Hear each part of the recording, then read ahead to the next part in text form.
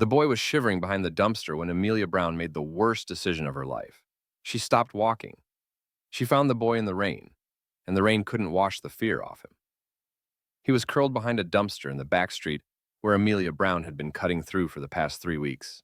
The shortcut that shaved 15 minutes off her walk between the office tower and the transit depot. Designer denim, soaked black, a polo shirt with an embroidered crest, mud-streaked and torn at the collar, and clutched against his chest like a shield, a teddy bear with one ear hanging by threads.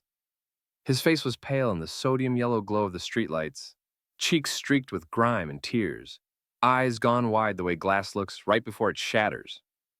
He looked up when Amelia's footsteps slowed, those eyes locked on hers, and something in her chest twisted. She should have kept walking. 6 months working night shift janitorial had taught her the gospel of invisibility. Keep your head down, your earbuds in, your pepper spray ready. Survive the shift, cash the check, go home. The world didn't reward good Samaritans in North River, it buried them. But Amelia had run community first aid courses at the rec center before the funding dried up. She'd stitched split eyebrows and wrapped sprained ankles and talked down panic attacks in church basements. Some instincts didn't care about paychecks or danger. They just were. Before we get started, don't forget to give this video a like, hit that subscribe button, and tell us in the comments where you're tuning in from. Your support helps us bring you even more incredible stories. And trust me, you won't want to miss what's coming next. Now let's get into the story. Hey, she said softly, crouching despite the protest of her knees and the chill seeping through her white blouse. Are you hurt? The boy shook his head, then betrayed himself. They'll come back. He was scared. Amelia's gaze snapped to the street. A black sedan purred past the mouth of the alley, slow and patient as a circling shark. She recognized the license plate, same one she'd glimpsed near the bodega 2 nights ago, idling, while a man in a suit made a phone call that had ended with someone being dragged into a van. This wasn't random. This was organized.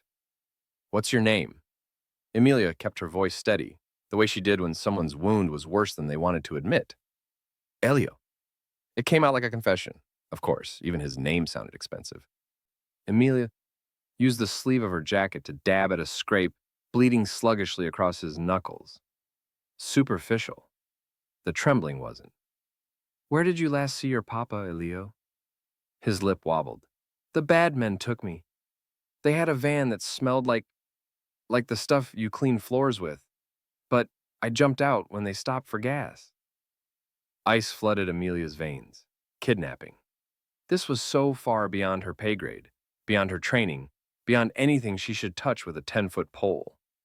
Every survival instinct she'd honed screamed, run. We need to call the police, she said. No. Elio grabbed her wrist with surprising strength, his small fingers digging in. Papa says never the police, only family. Amelia stared at him, pieces clicking into place she didn't want to see. The designer clothes, the anti-authority training, the very fact that someone had dared to kidnap him in the first place. This wasn't just any little boy. This was someone important, someone dangerous. And she'd just made herself part of whatever nightmare he'd escaped from. The sound of car doors slamming echoed from the street, sharp as gunshots. Elio's grip on her wrist turned painful. They're coming back, he whimpered. They're coming back for me. Amelia didn't think. She moved. Scooping Elio into her arms, she ran deeper into the alley, her work boots splashing through puddles, her lungs burning. Behind them, voices shouted in Italian. Footsteps pounded. There, a fire escape ladder half lowered. She shoved Elio up first, then scrambled after him, her hands slipping on wet metal. They flattened themselves on the grated landing, and Amelia pressed her palm over Elio's mouth. Her heart hammered so hard she was sure they'd hear it. The boy was shaking.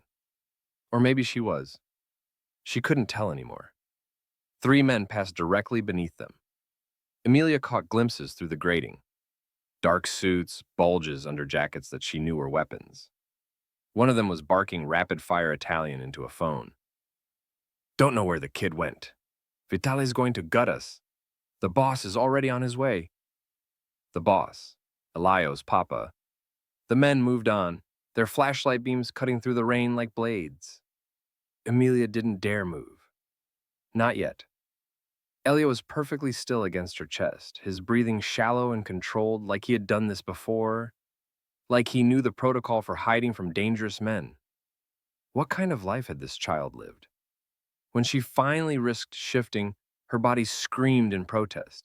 She hadn't eaten since her break 8 hours ago, and the adrenaline was crashing, leaving her shaky and hollow. Is there a number? Amelia whispered. A way to call your papa directly? Leo nodded against her shoulder and rattled off 10 digits with the precision of a drill sergeant. Of course he knew it by heart. He'd probably been trained to memorize it before he could write his own name. The problem was Amelia's phone was dead, had been since yesterday, the charger cord frayed beyond salvation. But she knew where to find one. The shuttered laundromat where she worked Tuesday nights was 2 blocks east. Old man Chen kept a landline in the office, a rotary relic he refused to disconnect. Hold on tight, Amelia told Elio. We're going to find your papa. She should have been terrified. She should have left him on the church steps with a note and disappeared. She should have done 100 things differently. But as she climbed down the fire escape and started through the rain-slicked streets with this boy clinging to her like she was his last hope, Amelia felt something she hadn't felt in months. Not since the rec center closed. Not since she'd lost her apartment. Not since she'd started measuring her life in shift hours and transit tokens. She felt necessary. She didn't know yet that this moment, this choice, would shatter every boundary she'd built, that the phone call she was about to make would summon a storm of violence and power she couldn't begin to comprehend. She didn't know that Elio's papa wasn't just dangerous. He was the danger. Salvatore Russo, the name that made grown men cross themselves. The Italian mafia boss who controlled North River the way a hand controls a throat. And in 20 minutes, he would step out of a black SUV, ink crawling from his collar to his temple, and open a wallet fat with bills that could solve every problem Amelia had, except the one that mattered. But first, she had to get the boy somewhere safe.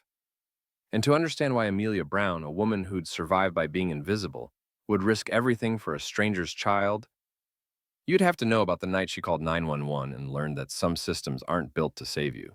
The payphone in Chen's laundromat smelled like industrial bleach and old coffee. Amelia fed quarters into the slot with shaking fingers, while Elio pressed against her side, the torn teddy crushed between them. The line rang once, twice. Where's my son? The voice that answered was cold and controlled, and the kind of calm that came from having all the power and none of the patience. Alive, Amelia said. Her voice came out steadier than she felt. Safe, and not for sale. Silence, the kind that calculated trajectories and consequences. Who are you? Someone who found him first. Amelia glanced at the laundromat's grimy window. No headlights yet. I'll bring him to you, but we do this my way. You don't make demands of me. Flat. Final. I just did. Amelia's hand tightened on the receiver. St. Bridget's Catholic Church. Main steps, 20 minutes. Cameras everywhere, witnesses, and you come alone. No guns visible, no surrounding me. Or I walk Elio into the nearest news station and let them ask questions. Another silence, longer this time. St. Bridget's. The line went dead. Amelia exhaled and looked down at Elio. His eyes were enormous, searching her face for reassurance she wasn't sure she could give. Is Papa angry? He whispered. I don't know, sweetheart. Amelia crouched to his level. But we're going to make sure you're safe first. That's the only thing that matters. St. Bridget's rose from the corner of Murray and Ninth like a stone fortress, its steps worn smooth by a century of prayers and confessions. Security cameras perched on each corner, old but functional. Streetlights pooled on the wet pavement. At 11:40 on a Tuesday night, the church was locked, but the steps were lit and visible from 3 directions. Public, accountable, safe. Amelia positioned herself on the 4th step up, Elio tucked against her side. The rain had softened to mist. Her white blouse clung to her shoulders, translucent in the light. She didn't care. The cars arrived like a funeral procession. 6 black SUVs, windows tinted, moving in formation. They sealed the block with military precision, one at each intersection, two bracketing the church entrance. Engines idled. No one emerged. Then, the center vehicle's door opened. Salvatore Russo stepped out alone. The photographs Amelia had glimpsed on news sites didn't capture it. The way he moved like violence sheathed in tailored wool, the ink that crawled from his collar to his temple in designs she couldn't parse from this distance, the way the rain beaded on his suit sleeves without soaking in. His face was sharp planes and colder angles, and his eyes, even from 20 feet, cut through the mist like razors. He walked to the base of the steps, stopped, and opened his wallet. Bills fanned out, crisp and thick. Amelia couldn't see the denominations, but she could see the message. Name your price. Not cash, Amelia said clearly. She didn't move from her position, didn't loosen her hold on Elio. Terms. Salvatore's expression didn't change. You have my son. I have resources. This is simple. It's not. Amelia's pulse hammered in her throat, but her voice stayed level. I want Rosa here, Elio's nanny. I want her to verify he's okay, and that I'm handing him to her, not to you directly. I want all 3 cameras. She gestured to the church corners. Recording. And I want witnesses. You don't trust me. I don't know you, but Elio does, and he's scared enough. Amelia's fingers tightened on the boy's shoulder. So we do this clean one, or we don't do it at all. Salvatore studied her for a long moment. Then he pulled out his phone, never breaking eye contact, and made a call. Bring Rosa. Now. He pocketed the phone and climbed 3 steps, close enough that Amelia could see the precise knot of his tie, the thread of silver in his dark hair, the scar that bisected his left eyebrow. You're either very brave, he said quietly, or very stupid. I'm neither. Amelia met his gaze. I'm just making sure he gets home safe. Elio shifted against her, his small hand clutching the teddy bear tighter. The toy was filthy, one ear hanging by threads, stuffing visible through a split seam. Amelia's fingers brushed the torn fabric and stopped. The seam wasn't torn. It was cut. Precisely. Recently. And beneath the stuffing, her fingertips found something small and hard. Her stomach dropped. Papa, Elio whispered, his voice breaking. Papa, Shh, Salvatore's voice gentled fractionally. You're safe now, Figlio. A sleek sedan pulled up behind the SUVs. A woman in her 50s emerged, gray-streaked hair pulled back, worry carved into every line of her face. She hurried forward, and Salvatore nodded once. Rosa will take him from here, he said. Then to Amelia, You've done enough. But Amelia was already moving. As Rosa climbed the steps, Amelia shifted Elio toward her, and in the exchange, her hand closed around the teddy bear. He'll want this, she said to Rosa, then turned slightly, blocking Salvatore's direct line of sight. Her fingers found the cut seam, pinched the small metal disc free, and in one smooth motion, she dropped the bear into the church's donation bin positioned at the top of the steps. The bin was scheduled for Thursday pickup, but there was a garbage truck rumbling down Mercier right now, and Amelia stepped away from Elio, watching Rosa fold him into her arms. The nanny was murmuring reassurances in Italian, checking his hands, his face. Elio clung to her, his sobs muffled against her shoulder. Thank you, Rosa said to Amelia, tears in her eyes. Thank you. The bear, Elio said suddenly, twisting. It's being cleaned, Amelia said gently. We'll get it back to you. She walked to the donation bin, reached in as if retrieving the toy to examine it, and instead tossed it toward the curb where the garbage truck was slowing. It landed in a puddle. The truck's mechanical arm swung out, the bin lifted, and the teddy disappeared into the crusher with a week's worth of church bulletins and coffee-stained hymnals. When Amelia turned back, Salvatore was watching her with an expression she couldn't read. You're very thorough, he said. I'm careful. Amelia descended the steps, passing him. There's a difference. She didn't look back. Didn't wait for payment or permission or... The streetlights flickered. Once, twice. The camera housings on the church corner sparked, brief and sharp. And inside St. Bridget's vestibule, Visible through the stained glass, the emergency lighting stuttered and died. Amelia's blood turned to ice. Behind her, she heard Salvatore's voice, low and lethal. Get them inside. Now. And then the first shot shattered the night. The shot came from the rooftop across Mercier, a crack that split the air and sent stone chips exploding from the church step where Amelia had stood 3 seconds earlier. Salvatore moved like liquid. He had Rosa and Elio behind the SUV before Amelia's brain caught up to her legs. She dove for the church doors, shoulder slamming oak, and they gave unlocked for late-night confession. Inside! Salvatore's voice cut through the chaos. His men were already returning fire, muzzle flashes lighting the mist like strobe lights. Amelia didn't wait. She yanked the doors wide and screamed into the vestibule, "Fire! Everyone out! Fire!" St. Bridget's ran a night shelter program. 15 people were bedded down in the parish hall, homeless, elderly, families between apartments. They emerged into the vestibule in confusion, and Amelia grabbed the nearest red box on the wall and smashed the glass. The fire alarm shrieked. Overhead lights blazed back to life. Emergency protocols, overriding whatever jamming signal had killed them. The vestibule flooded with bodies, parishioners stumbling toward exits, volunteers shouting directions. Chaos blooming exactly the way Amelia needed it to. Rosa shoved through the crowd with Elio crushed against her chest.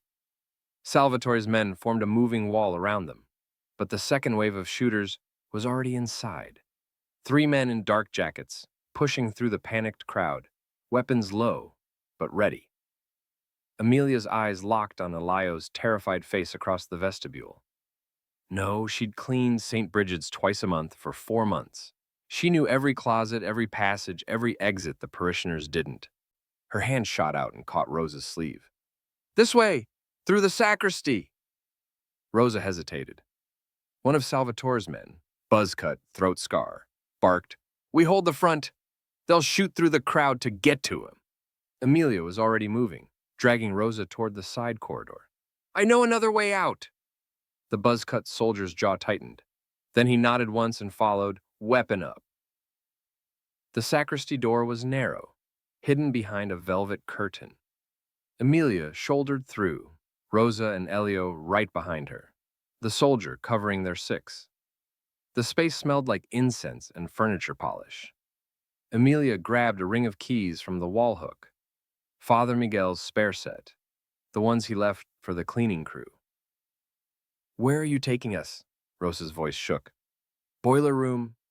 Amelia unlocked the staff corridor, a concrete tunnel lit by flickering fluorescence. "It has an exit to the alley behind the church, away from the street."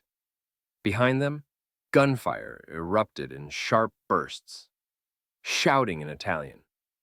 A body hit the floor hard enough to echo. Elio whimpered. Rosa held him tighter. The corridor twisted past storage rooms and the church kitchen.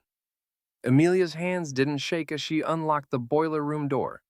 The adrenaline had crystallized into something cold and clear. The room was industrial heat and shadow, pipes snaking overhead. The exit door a red rectangle in the far wall. "Go," the buzz-cut soldier said. "I'll hold here." The staff corridor door crashed open behind them.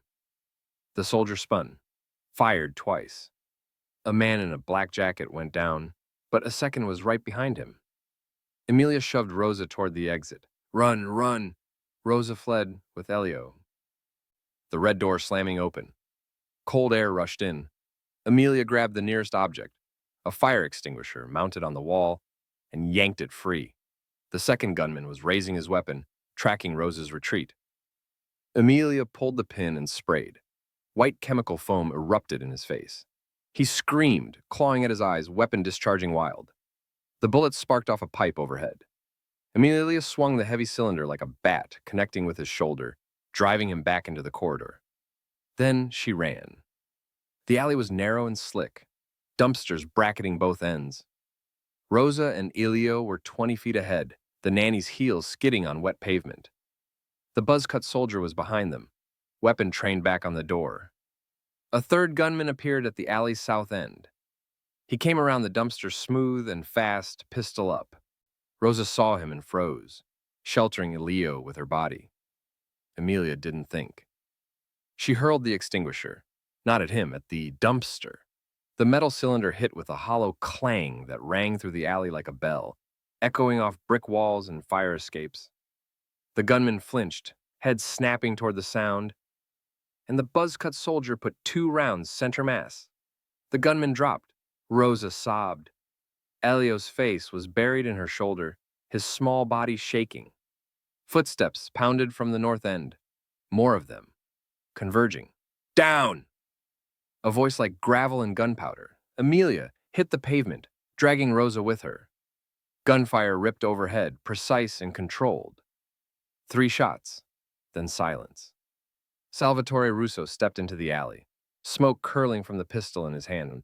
His suit was splashed with blood, not his, and his face was carved from rage and something else, something that looked almost like fear. He crossed to them in 4 strides, holstered his weapon, and dropped to one knee in front of Elio. Figlio. His hands, steady when they held a gun, shook as they cupped the boy's face. Sei al sicuro. Sei al sicuro. Elio launched himself at his father, sobbing. Salvatore caught him, held him, and for 3 seconds the terrifying Mafia boss disappeared entirely. There was only a man clutching his son like he'd been drowning, and just broke surface. Then his eyes cut to Amelia, still sprawled on the wet pavement. You! His voice was raw. Who taught you to move like that? Community rec center. Amelia pushed herself upright. Her hands were finally shaking now, the adrenaline crash hitting hard. We had an active shooter protocol after. It doesn't matter. Behind Salvatore, his men flooded the alley. The buzz-cut soldier was securing the perimeter. 2 others were dragging a wounded man, one of the shooters, toward the SUVs. Salvatore stood, Elio still wrapped around him like a barnacle. His gaze tracked to the captured man, then back to Amelia. The church has 3 security cameras, he said quietly. All of them jammed before the assault. The shooters knew exactly where to position for a crossfire. They knew the shelter program would flood the vestibule. His jaw tightened. They knew the staff corridor layout. Amelia's stomach dropped. How would they? Someone inside fed them. Salvatore's voice was ice over murder. He looked at her for a long moment, something calculating and cold moving behind his eyes. Then his free hand, the one not cradling Elio, reached out, not to hurt, to steady her. You, he said, with me. It wasn't a request. The Russo estate sat behind 12-foot walls in the quietest corner of North River, where old money had roots and new money bought silence. Amelia rode in the lead SUV, pressed between Rosa and a stone-faced guard who smelled like gun oil and expensive cologne. Elio had fallen asleep in Salvatore's lap in the front seat, small fingers still knotted in his father's jacket. No one spoke. The gates opened with hydraulic smoothness, steel-reinforced, cameras tracking every angle. The driveway curved through manicured grounds lit by motion sensors that clicked on in sequence, following their progress. Armed men stood at intervals, earpieces glowing faintly in the dark. It looked like a home. Felt like a fortress. The house itself was modern glass and stone, all sharp lines and bulletproof windows. Amelia caught the faint shimmer, blast-resistant film, the kind that cost more than her yearly salary. The front entrance had a biometric scanner. A guard swept them with a metal-detecting wand before they crossed the threshold. Inside the foyer was marble and silence. Cathedral ceilings. Abstract art that probably cost 6 figures. And everywhere, the suffocating weight of security. Cameras in every corner, panic buttons disguised as light switches, the faint electronic hum of a reinforced safe room somewhere in the walls. This way, Salvatore said quietly. He carried Elio up the curved staircase, Rosa following. Amelia trailed behind, her wet shoes squeaking on polished stone. Elio's room was on the 2nd floor, at the end of a hallway lined with more cameras. Salvatore pushed the door open, and Amelia's chest tightened. The space was small, smaller than it should have been in a house this size. A twin bed, a bookshelf, a desk, one window, reinforced glass, with a view of the interior courtyard, not the grounds beyond the walls, no external exit. The door had a magnetic lock on the outside. It's secure, Salvatore said, reading her expression. He laid Elayo on the bed, brushing hair from the boy's forehead with surprising gentleness. No one gets in without my authorization. Or out, Emilia said quietly. Salvatore's jaw tightened. That's the point. Rosa moved past them, already pulling a fresh pair of pajamas from the dresser. A household staffer appeared in the doorway. Late 50s, gray-haired, wearing black gloves despite the hour. He carried a first aid kit. Anything you need, Capo? The man asked in accented English. No, Marco, go. Salvatore waved him off. The staffer retreated. Emilia caught the scent as he passed. Chemical sharp, bleach sour, clinging to the latex gloves tucked in his pocket. Her stomach dropped. She knew that smell. She'd scrubbed it from her skin in Chen's laundromat bathroom 3 hours ago, after she dragged Elio out of the rain. The kidnap van's interior had reeked of it, industrial disinfectant, the kind used to eliminate forensic traces. Emilia's eyes tracked Marco's retreat down the hallway. He moved with the ease of someone who belonged, who knew every inch of this fortress. Miss Brown, Salvatore's voice pulled her back. He was standing by the window, backlit by the courtyard lights, and in his hand was the wallet, again. I don't have time for games, he said. Name your price, whatever you want, apartment, car, cash for 10 years. You saved my son. I pay my debts. Emilia crossed her arms, her damp blouse clinging uncomfortably. I don't want your money. Everyone wants money. Then I'm not everyone. She gestured at the room, the reinforced window, the exterior lock, the cameras. What I want is for Elayo to stop living in a cage. Salvatore's expression darkened. This isn't a cage, it's protection. Protection from what? The windows? Emilia's voice stayed level, but her frustration bled through. He's 7 years old. He should have a room with posters and toys everywhere, and a door he can open himself, not... She gestured at the magnetic lock. Not this. You don't understand the threats he faces. I understand he's terrified. Emilia met his gaze. I understand he recites his father's phone number like a prayer because he's been trained to survive abduction. What kind of childhood is that? The kind that keeps him alive. Salvatore's voice dropped, lethal and cold. You've been in my world for 3 hours. Don't pretend you understand how to navigate it. Then explain it to me. Emilia stepped closer, refusing to back down. Because throwing money at me won't fix what's broken here. You need a plan, a real one, not just walls and guns. Salvatore studied her for a long moment. Then he pocketed the wallet and leaned against the wall, arms crossed. Why didn't you call the police? In the alley, when you found him. Any reasonable person would have dialed 911. Emilia's throat tightened. I'm not reasonable. You're avoiding the question. She looked away and toward the bed where Rosa was helping Elio into clean pajamas. The boy's eyes were half closed, exhaustion dragging him under. I had a neighbor once, Emilia said quietly. Marcus, sweet kid, 19, worked 2 jobs to send money to his grandmother in Atlanta. He got jumped outside our building. Nothing serious, just a black eye and a stolen wallet. I called 911, gave a statement, described the guys who did it. She paused, the memory bitter on her tongue. 2 days later, Marcus got jumped again. Worse this time. Broken ribs, collapsed lung, because someone leaked his name and address to the crew we'd reported. Salvatore's expression shifted, not softening, but sharpening with understanding. The police couldn't protect him, Emilia continued. The system couldn't, but his cousin could. His church could. People could. She met Salvatore's gaze. So, no, I don't trust systems. I trust people who prove they're worth it. Silence stretched between them, loaded and assessing. And you think I'm worth it? Salvatore asked. I think Elio is. Emilia turned toward the bed.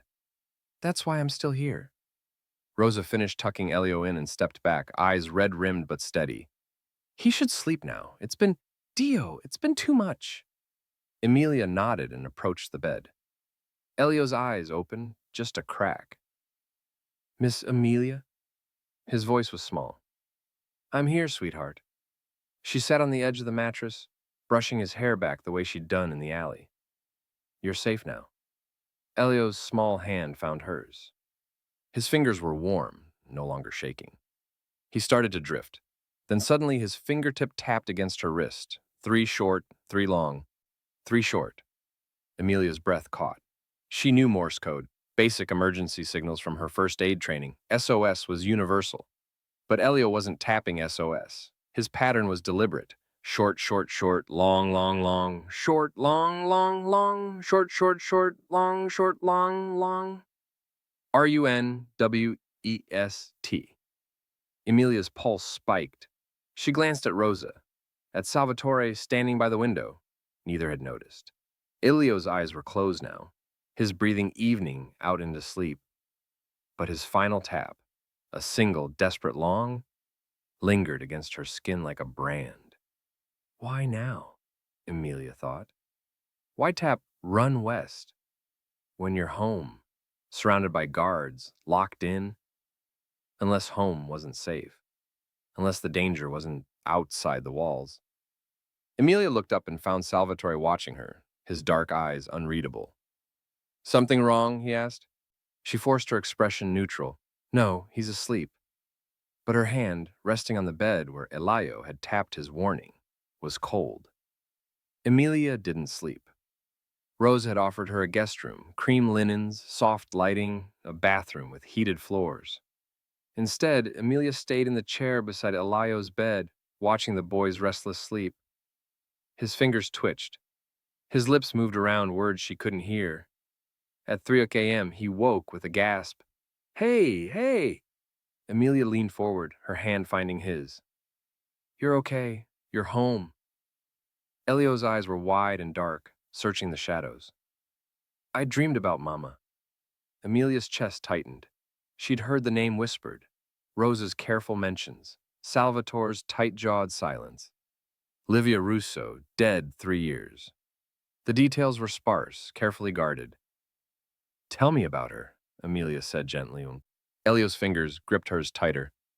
She was pretty. She smelled like lemons. His voice cracked. She taught me the code. The tapping. Emilia kept her tone soft, unthreatening. He nodded. Morse. She said if I was ever scared and couldn't talk, I could tap instead. She made me practice every night.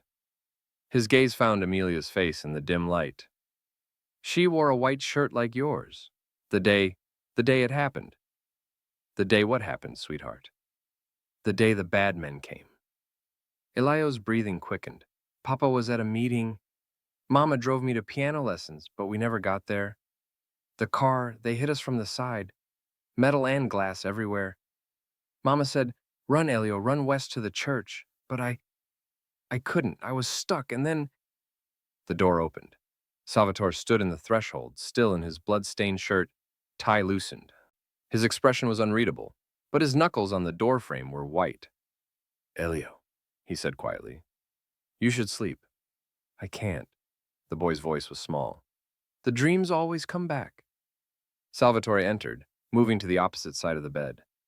He sat heavily, and for the first time, Emilia saw exhaustion carved into every line of his face. He looked at his son, really looked at him, and something behind his eyes cracked. Your mother, Salvatore said, his voice rougher than Emilia had heard it, was the smartest person I've ever known. She trained you in those codes because she knew... He stopped, jaw working. She knew this life would come for you eventually. She wanted you prepared. She wanted him to survive, Emilia said. Salvatore's gaze cut to her. She wanted him to escape. The distinction landed like a blade. There's a difference. Elio's hand tightened on Emilia's. Papa, I tapped the code earlier. Like Mama said. Did I do it right? Salvatore's expression shifted. Confusion, then something sharper. When? When Miss Emilia was here. Elio yawned, exhaustion pulling him back under. I remembered, west means safety. He drifted off mid-sentence. Salvatore stared at his sleeping son, then at Emilia. What did he tap? His voice was deadly quiet. Emilia met his gaze. Run west. The silence stretched, loaded with implications neither of them voiced. Finally, Salvatore stood. Come with me. They walked the perimeter of the estate, a path lit by motion sensor lights that clicked on in sequence as they passed. Guards nodded to Salvatore, but kept their distance. The air was cold, dawn still hours away. Livia died in a staged carjacking, Salvatore said abruptly. 3 years ago, February. The police called it random violence. Wrong place, wrong time. His laugh was bitter. Nothing in my life is random. Who ordered it? Emilia asked. I don't know. The admission seemed to cost him. The Vitale family is the obvious suspect, but I've never been able to prove it. No witnesses survived. No evidence beyond... He stopped walking. Beyond Elio's description of a man with a scar on his hand. He was 7 blocks away when the crash happened, but he saw something. The aftermath. Livia's blood on the pavement. Emilia's throat tightened. And you've kept him locked up ever since. I've kept him alive. Salvatore's voice was cold again, walls slamming back into place. Which is more than Livia could do. That's not fair. Fair? Salvatore turned on her, rage finally breaking surface. You think I care about fair? My wife is dead. My son has nightmares that wake him screaming. The Vitale family took him yesterday to force my hand, and they'll try again. So yes, I locked the doors. I put cameras everywhere. I make sure he can't be taken from a place I control. But he's still in a cage, Emilia said quietly, and cages don't stop nightmares. Salvatore's jaw worked. He looked away toward the walls that surrounded his fortress. Emilia pressed on. You need redundancy, not just security, safe houses, yes, but different ones every week. Trusted civilians who aren't on anyone's radar. People who can blend in, who aren't marked by your organization. Teachers, neighbors, shop owners, a network of people. Not just muscle and metal. You're suggesting I trust civilians with my son's life. I'm suggesting you already do. Emilia gestured back toward the house. Rosa isn't armed, neither am I. But we got Elio out of that church when your guards couldn't. Salvatore studied her for a long moment. You want to know why they took him yesterday? Why now? Emilia nodded. There's a trial in 48 hours. A defecting capo, one of my own men, is testifying against the Vitale leadership. Racketeering, murder, the kind of charges that dismantle empires. Salvatore's voice was flat, professional. Vitale grabbed Elio to force a swap. My son, for the witness's silence. And if you don't give them the witness, they'll try again? His gaze was unflinching. They'll keep trying until one of us is dead. Emilia processed this, the timeline, the stakes, the impossible calculus of a father weighing his son's life against his organization's survival. Then we change the equation, she said. We make Elio impossible to predict, impossible to corner. Not a target in a fortress, a moving piece they can't track. Salvatore's expression shifted, still guarded, but something calculating moved behind his eyes. You're asking me to trust people I can't control. I'm asking you to trust people Vitale won't expect. Before Salvatore could respond, his phone buzzed. He checked it, frowned, and pulled up a security app. Emilia watched his jaw tighten. What is it? Service entrance, east wing. He zoomed in on a camera feed. That door is restricted. Only 4 people have access. On the screen, a figure emerged into the pre-dawn darkness. Gray-haired, late 50s, pulling off black latex gloves, Marco. He moved quickly across the grounds and staying in the shadows between motion sensors. At the far wall, he pulled out a phone and made a call. His lips moved, urgent and fast. Salvatore's face went blank, the kind of blank that preceded violence. Someone inside fed them the church layouts, he said, his voice like ground glass. You were right. He turned and started back toward the house, his stride predatory. Emilia followed, her pulse spiking. What are you going to do? What I should have done the moment you smelled bleach on his gloves. Salvatore's hand moved to the weapon holstered beneath his jacket. I'm going to ask Marco some questions. Salvatore, stay with Elio. He didn't slow. Lock the door. Don't open it for anyone but Rosa or me. Emilia watched him disappear into the house, a storm in a tailored suit. On the security feed, still visible on his discarded phone, Marco ended his call and slipped back through the service door, into the heart of the Russo estate, where Elio slept. Emilia didn't go back to Elio's room. Instead, she followed the path Marco had taken, past the marble foyer, through the industrial kitchen, down a service corridor that smelled like floor wax and secrets. The bleach sour scent was stronger here, clinging to the walls like a confession. The loading bay was at the estate's eastern edge, hidden behind a steel door marked staff only. Emilia pressed her ear to the cold metal. Voices, low and urgent. Don't care what you promised. The church was a mess. Half our crew is dead or arrested. I gave you exact layouts. Marco's voice, defensive and sharp. The boiler exit, the camera positions, everything. If your men couldn't execute, Russo's got the woman now. The cleaner. She's the variable we didn't account for. Then deal with her. We will, tonight. East wing breach like we planned. You'll disable the motion sensors at 0200, same as before. The boy's room is... A hand clamped over Emilia's mouth. She spun, instinct flaring, but Salvatore's other hand caught her wrist before she could strike. He was close enough that she could see the muscle jumping in his jaw. The cold fury banked behind his eyes. He pulled her back, silent as smoke, away from the door. They didn't speak until they were 2 corridors away, in a study lined with dark wood and darker secrets. Salvatore closed the door and locked it. You should have stayed with Elio. Gah, he said. You should have taken backup. Emilia's pulse hammered. They're planning something for tonight. Another hit. Marco's going to disable the sensors at 2 a.m. I know. Salvatore moved to a wall panel, flipped it open to reveal security monitors. His fingers flew across the touchscreen, pulling up feeds. I've been listening since he made the call. Then why haven't you... Because I needed to know who he was talking to. How deep this goes. Salvatore's voice was eerily calm. Marco's been with my family for 12 years. He served my father before me, and now I'm going to put a bullet in his head. No. The word came out harder than Emilia intended.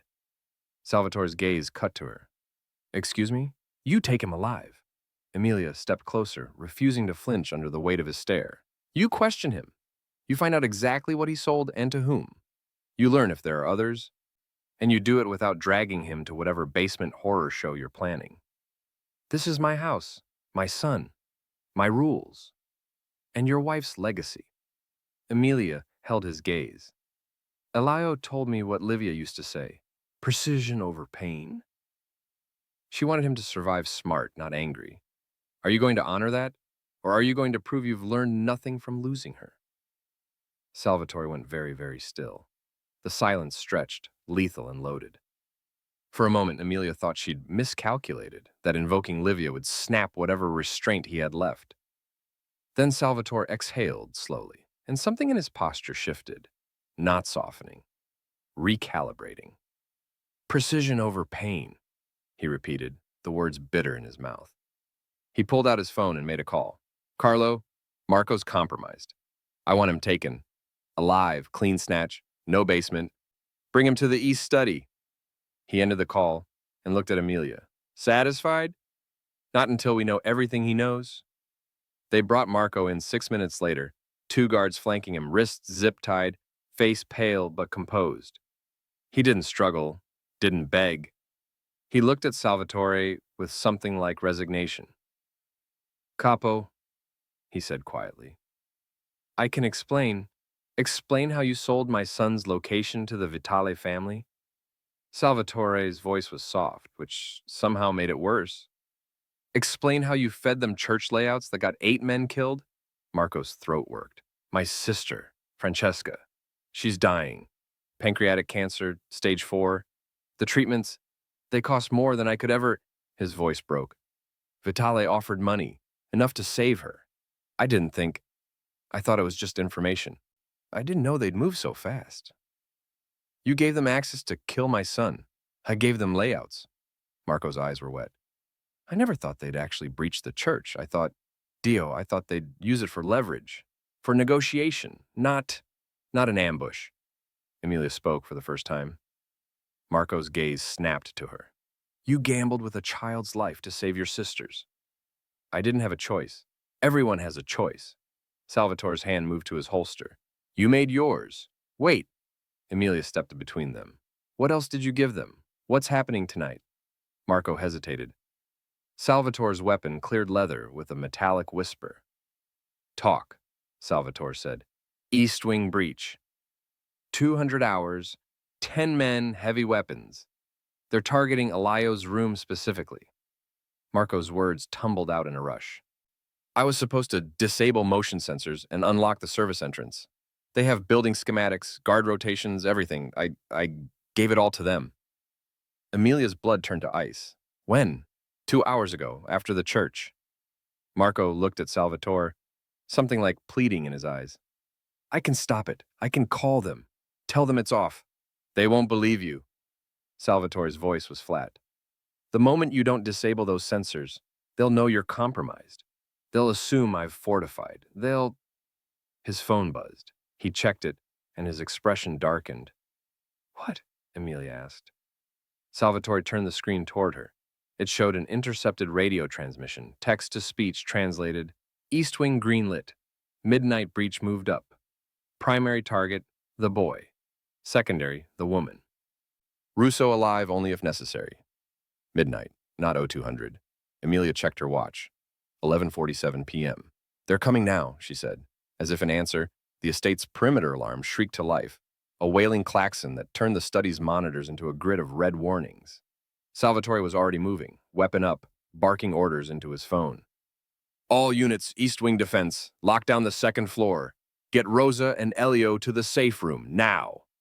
He grabbed Emilia's arm, pulling her toward the door. Stay close to me, he said. And if shooting starts, you run west. You understand? West. Livia's code. The direction she'd taught Elio. The direction that meant survive. Outside, through the study's bulletproof windows, Emilia saw muzzle flashes light up the eastern wall. They were already inside. The lights died. For 3 seconds. The Russo estate was swallowed by absolute darkness. Then the emergency systems kicked in. Red wash flooding the corridors, bathing everything in the color of warning and blood. Salvatore was already moving, phone pressed to his ear, weapon tracking shadows. West stairwell! Go, go! An explosion rocked the east wing. Not large, shaped charge, precision breach. Glass shattered, alarm shrieked. And through the hole, torn in Salvatore's fortress, men poured in like a flood. Emilia ran, not away from the gunfire, toward Elayo's room. Her feet knew these halls from months of night shift cleaning, her mind mapping every turn, every exit, every closet large enough to hide a child. She hit the second floor landing as the first shots cracked through the air below. Elayo's door was open. Rosa stood in the threshold, the boy clutched against her chest, his face buried in her shoulder. Miss Emilia! Dio, would we... This way. Emilia grabbed Rosa's arm and pulled them into the hallway, not toward the main stairs. Those would be flooded with Salvatore's men, with gunfire, with chaos. Instead, she dragged them east, toward the servants' passage she'd use to haul trash and cleaning supplies. Behind them, the firefight intensified. Rapid bursts, shouting in Italian, the bass-heavy thud of a shotgun. Emilia unlocked the servants' door with trembling hands, Father Miguel's keyring still in her pocket from St. Brigid's. The passage was narrow, unlit, except for the red emergency glow seeping under door frames. She pushed Rosa and Elio inside. Where does this go? Rosa's voice shook. Kitchen, then the loading bay. Emilia locked the door behind them. We can exit through... Gunfire erupted on the other side of the wall. Close. Too close. Wood splintered. Someone screamed. Elio whimpered. Emilia pressed forward, one hand on Rosa's back, the other trailing the wall. The passage twisted, dropped down 3 steps. Amelia's boot caught on something. A mop bucket, overturned. She stumbled, caught herself. Behind them, the servant's door exploded inward. "Run!" Amelia hissed. They burst into the kitchen. Stainless steel and shadows. The red emergency lighting casting everything in hellish relief. Rosa made it 2 steps before a gunman appeared in the opposite doorway. He raised his weapon. Rosa threw herself in front of Elio. The shot was deafening in the enclosed space. Rosa crumpled with a cry, blood blooming across her shoulder. Elio screamed. Amelia moved on instinct, grabbed a cast iron skillet from the counter, and hurled it. The gunman ducked, and in that heartbeat of distraction, Amelia shoved Elio toward the pantry. "Hide," she commanded. Then she dropped beside Rosa. The wound was high through and through, missing the lung but bleeding fast. Amelia stripped off her white blouse, now gray with grime, and red with Rosa's blood, and packed the wound. "Pressure," she told Rosa. "Keep pressure. Don't you dare die on that boy." The gunman recovered, weapon tracking back toward them. Salvatore's man, the buzz-cut soldier from the church, came through the doorway behind him and put 2 rounds in his back. The gunman dropped. The soldier nodded once at Amelia, then continued through, hunting. Amelia dragged Rosa behind the kitchen island, found Elio in the pantry, eyes huge and wet, clutching a bag of flour like a shield. "Come here, sweetheart. Stay with Rosa. Keep her awake." "Miss Amelia, don't." But Amelia was already moving. The fallen gunman's pistol was 3 feet away, still warm. She'd never held one before, never wanted to. But her hands closed around the grip anyway, muscle memory from a first aid course on gunshot trauma, translating into some dark understanding of weight and balance. She moved back into the hallway. The red emergency lighting pulsed. Somewhere below, Salvatore's voice barked orders. Gunfire rattled in bursts. Controlled, professional, lethal. Amelia reached the main corridor. 2 of Salvatore's men were pinned down behind an overturned table, trading fire with 3 Vitali soldiers advancing from the breached east wing. One of the Vitali men broke off, moving fast and low toward the servants' passage, toward the kitchen, toward Elio. Amelia stepped into the open. "Hey!" The gunman spun. His weapon came up. Amelia's didn't shake, not because she was brave, but because she'd already decided. Some choices were made in the body before the mind caught up. She fired. The recoil jarred her wrists. The sound was catastrophic. The man's chest erupted red and he staggered back, surprise frozen on his face. He hit the wall and slid down, leaving a smear. Amelia stood there, gun smoking, staring at what she'd done. Center mass, some clinical part of her brain noted, just like the training diagram showed. Then the nausea hit. The firefight continued around her. Salvatore's men pushing forward, the Vitali breach collapsing. Someone dragged her back behind cover. She didn't resist, didn't move. Just stared at her hands, at the gun, at the blood that wasn't hers. The red emergency lights pulsed on, off on. Like a heartbeat she'd stopped. The silence, when it came, was worse than the gunfire. Amelia sat on the kitchen floor, back against the island, Rosa's head in her lap. The nanny was pale but stable, her breathing steady. Elio had cried himself quiet, small fingers knotted in Amelia's discarded blouse. Salvatore appeared in the doorway. His suit was ruined, torn, blood-stained, one sleeve shredded by shrapnel. His face was a mask of controlled fury, but his eyes, when they found Elio, went soft for a fraction of a second. "Figlio." He crossed to them. Kneeling, his hands shook as they cupped Elio's face, checking for injuries that weren't there. "You're safe. You're safe. Miss Amelia saved us," Elio whispered. She shot the bad man." Salvatore's gaze cut to Amelia. She met it, feeling hollowed out and strange. "8 hostiles down," he said quietly. "Property secured.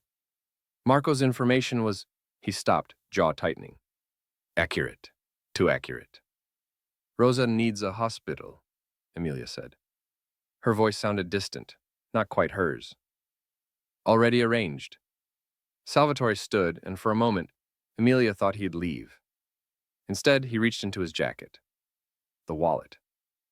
He held it, didn't open it, just looked at her with an expression she couldn't parse, something between respect and recognition, something that acknowledged the line she'd crossed. "You saved my son," Salvatore said. Amelia looked at her hands. They were clean now. She'd scrubbed them in the kitchen sink while waiting for Rose's bleeding to slow, but she could still feel the trigger's weight, the recoil, the moment a man's life ended because she'd decided it should.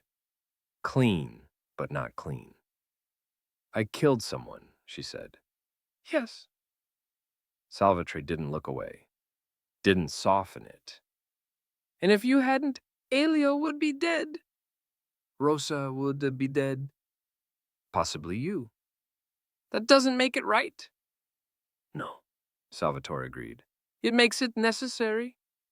He pocketed the wallet without offering money, without offering anything except the truth. She was no longer outside this world. She'd stepped in, pulled the trigger, and there was no walking back through that door. Amelia closed her eyes and felt Elio's small fingers tighten on her wrist. Tapping. Not Morse this time, just pressure. Just stay. "Miss Amelia?" Elio's voice was very small. "Are you going to leave?" She opened her eyes and found Salvatore watching her. The question echoed in his gaze. "Are you?" Emilia looked at the boy, 7 years old, orphaned by violence, trained to survive horrors no child should know. She looked at Rosa, bleeding but alive because Amelia had been there. She looked at her own hands, killer's hands now, whether she wanted them or not. "No," she said. "I'm not leaving." Dawn came slow and gray, mist rising from rain-slicked pavement like ghosts escaping judgment. Amelia stood on the same curb where Salvatore Russo had first opened his wallet. The street corner 3 blocks from Chen's laundromat, where desperation and instinct had collided and changed everything. 24 hours ago, a lifetime ago. Rosa was in surgery at a private clinic. Salvatore's doctor stitching her shoulder with the kind of discretion that didn't ask questions. Elio was in the car, one of the remaining SUVs, idling at the corner, under the watchful eye of the buzz-cut soldier whose name Amelia had finally learned, Carlo. Salvatore stood beside her, his ruined suit replaced by a fresh one, charcoal gray, tie knotted with the same precision he used for everything. But his face was different now, older, exposed in ways the gunfight hadn't managed. He reached into his jacket and pulled out the wallet. The motion was familiar now, almost ritual, but this time when he opened it, he didn't fan the bills. He just held it, looking at Amelia with an expression that was half exhaustion, half surrender. "Name your price," Salvatore said. The words hung between them, heavy with everything they'd survived to reach this moment. Amelia looked at the money, more than she'd earned in 5 years of night shifts, more than she'd ever held in her hands, and felt nothing, not temptation, not relief, just a bone-deep certainty that some debts couldn't be paid in cash. "3 things," she said. Salvatore's jaw tightened, but he nodded. "Name them." "First, there's a kid. Keon Davis, 16, runs packages for the Southside crew." Amelia kept her voice steady. "2 nights ago, he saw the sedan circling my route. He warned me, told me to take a different street. I didn't listen, but he tried. Now Vitali's hunting him for switching allegiances, and your people have a bounty on him for working the wrong territory. I want full amnesty, papers that clear him with both sides, a bus ticket out of North River, and enough money to start clean somewhere else." Salvatore's expression didn't change. "Second, Rosa goes into protective relocation, tonight. New identity, new city, medical coverage for life. She took a bullet for your son. She deserves more than a payoff and a return to the same house that nearly got her killed. She's been with Elio since he was born." Salvatore's voice was tight. He needs people who survive," Emilia interrupted. "You can visit, video calls, whatever keeps them both safe. But Rosa doesn't stay in the line of fire." Salvatore studied her for a long moment, then nodded once. "And the third?" Emilia looked past him to the SUV where Elio's small face was pressed to the window, watching them. The boy who tapped Morse code in his sleep, who'd been trained to run before he learned to read. "The truth," Amelia said. "Tell Elio what happened to his mother. Not the sanitized version. Not the wrong place, wrong time lie. The real story, why she died, Why he wakes up every night hearing her say, run. He's been running from ghosts he can't name, and it's destroying him. Give him the truth so he can finally stop. Salvatore's face went blank. The same terrifying emptiness that preceded violence. But this time, the violence turned inward. Emilia watched him fight it, watched years of rage and grief claw at the walls he'd built to contain them. That's not something you buy with money, he said finally. No, Emilia agreed. It's something you give because it's right.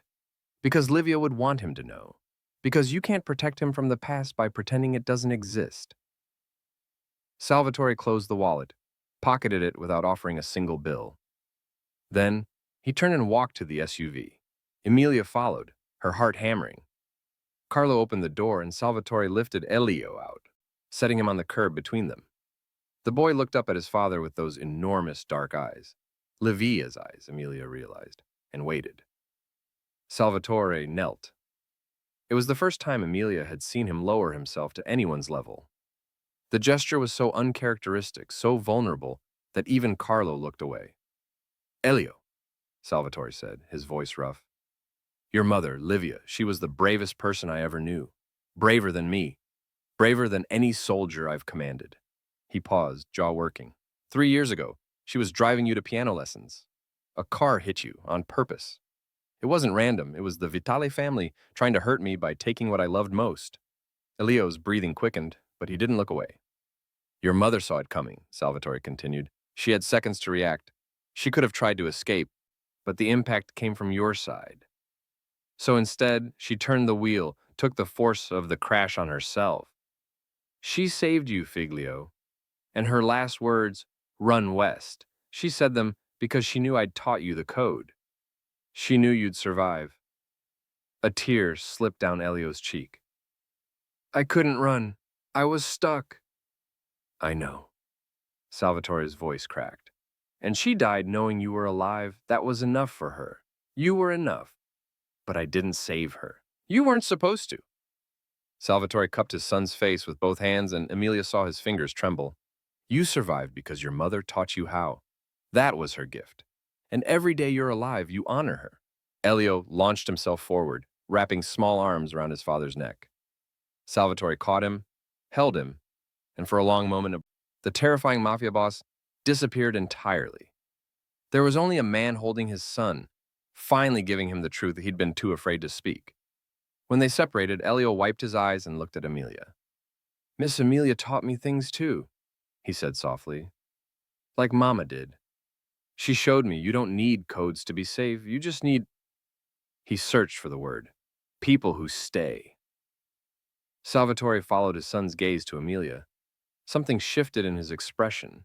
Recognition, maybe. Understanding. Like her, Salvatore echoed. He stood, pulling a phone from his pocket. Not his usual one. This was different, older.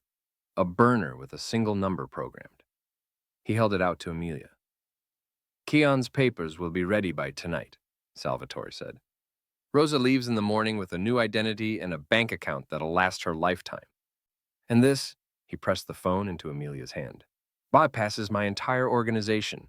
No intermediaries, no filters. You call, I answer. Use it once, use it 100 times, doesn't matter. Emilia stared at the phone. Why? Because you asked for people, not money. Because you saved my son twice and didn't want anything for yourself. Salvatore's gaze held hers. Because protection isn't just metal and men. I'm starting to understand that. He lifted Elio, settling the boy on his hip. We're moving safe houses tonight. Rotating locations, civilian networks, everything you suggested. And I want you there. As what?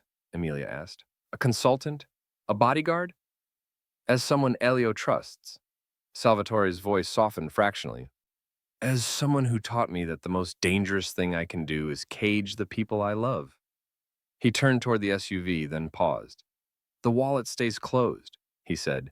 This debt doesn't get paid in cash. It gets paid in trust. And that, he looked back at her, that's worth more than anything I could offer.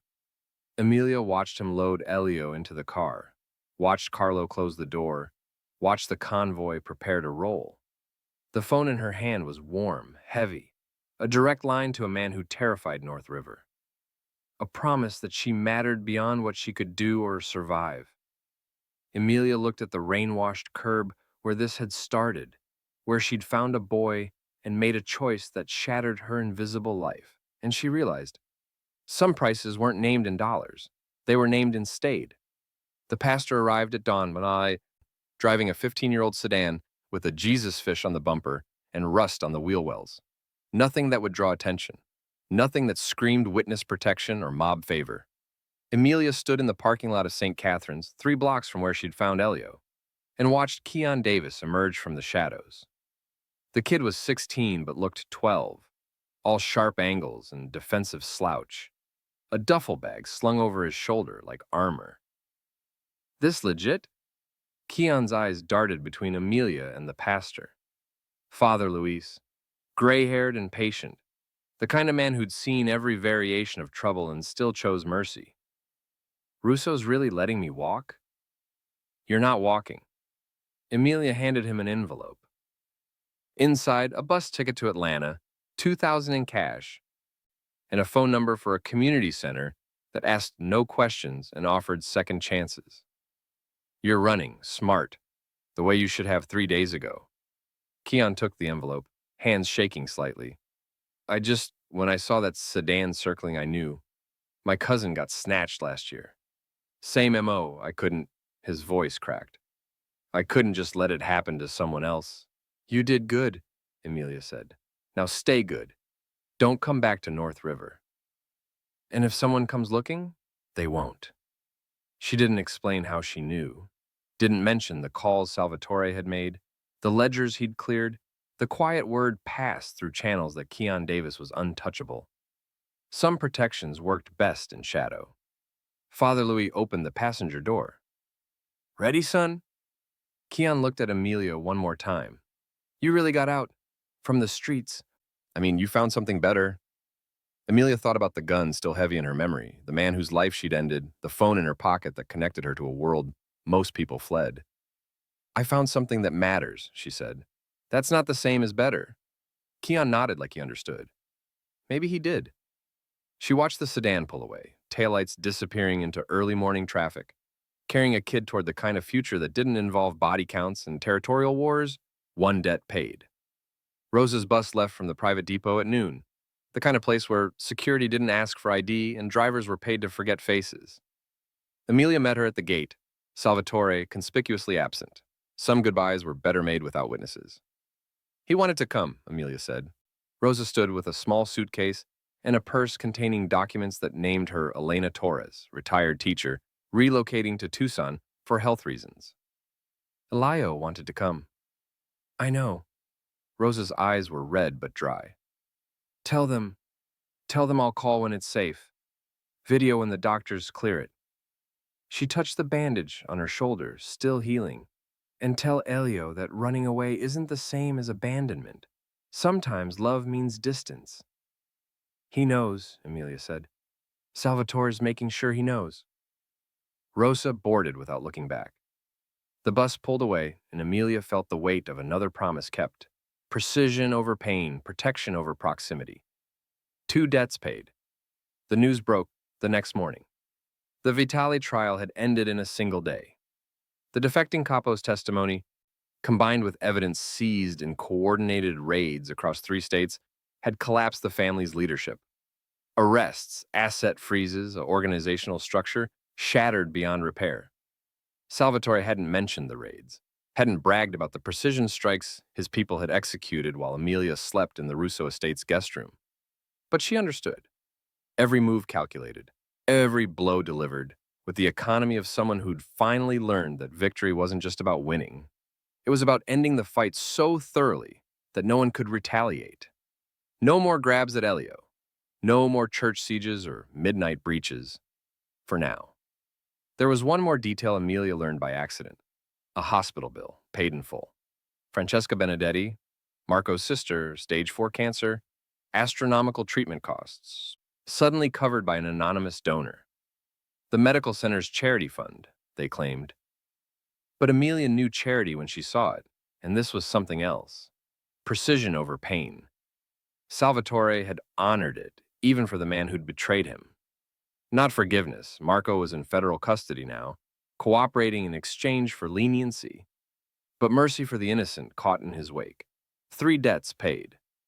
2 weeks later, Amelia returned to work. Not because she needed the money. Salvatore had quietly opened an account in her name, the balance enough to live on for years, but because cleaning gave her hands something to do while her mind processed what she'd become. She scrubbed floors in the office tower, rode the night shift bus, drank bad coffee from the transit depot vending machine. Normal things, grounding things. But twice a week, she drove to the new safe house, a suburban rental that rotated every 10 days, the address known only to 3 people. She brought groceries, helped with homework, taught Elio first aid basics that didn't involve codes or running. And slowly the nightmares stopped. Elio started sleeping through the night. No tapping, no whispered run, no waking with Livia's final command echoing in his 7-year-old mind. He drew pictures of houses that didn't have locks on the outside of bedroom doors. He asked questions about school and friends and normal childhood things. He healed. 1 month after the church siege, Amelia found herself back on the same street corner where it had started. Rain falling lighter now, mist instead of downpour, the city washed clean instead of drowning. Salvatore met her there by unspoken agreement. He stepped out of the SUV alone, no guards flanking, no weapons visible. Just a man in a well-cut suit, holding a wallet he didn't intend to open. "How is he?" Amelia asked. "He slept until 8 this morning, made pancakes, told me a joke he learned from Carlo." Salvatore's mouth curved, not quite a smile, but close. "He's starting to be a child instead of a survivor. That's what you owe him." "I know." Salvatore looked at the wallet in his hand, then at Amelia. "Your price cost me less than my habits." Amelia understood. He'd spent years throwing money at problems, buying loyalty, purchasing solutions. But what she'd asked for, amnesty, protection, truth, those had cost him something more valuable than cash. They'd cost him control, pride, the illusion that safety could be built from walls alone. "Then keep paying," Amelia said. Salvatore closed the wallet without opening it, pocketed it. "I intend to." He turned to leave, then paused. "The phone I gave you. You haven't used it." "I haven't needed to." "But you kept it." "Yes." Amelia met his gaze. "Because some promises matter more than contracts. And because Elio deserves people who stay, even when it's hard, even when it costs." Salvatore nodded once, understanding passing between them without further words. He returned to the SUV, and Amelia watched the taillights disappear into the morning traffic. She stood on the rain-washed curb, feeling the weight of the phone in her pocket. The memory of gunfire and first aid, and a boy who'd tapped Run West because his mother had taught him survival looked like escape. But Livy had been wrong about one thing. Sometimes survival looked like staying, and sometimes the bravest thing you could do was stand still in the storm and decide that this child, this fight, this impossible balance between violence and mercy, this was worth the price. Amelia turned and walked toward the bus stop, her white blouse clean for once, rain light on her shoulders. Behind her, the street held its secrets. Blood washed away, bullets extracted from walls, a boy who'd learned that monsters could kneel and terrifying men could choose precision over pain. And somewhere in a rotating safe house, whose address would change next week, Elio Russo slept without nightmares. Some debts aren't counted in bills. They count in the nights a child sleeps through,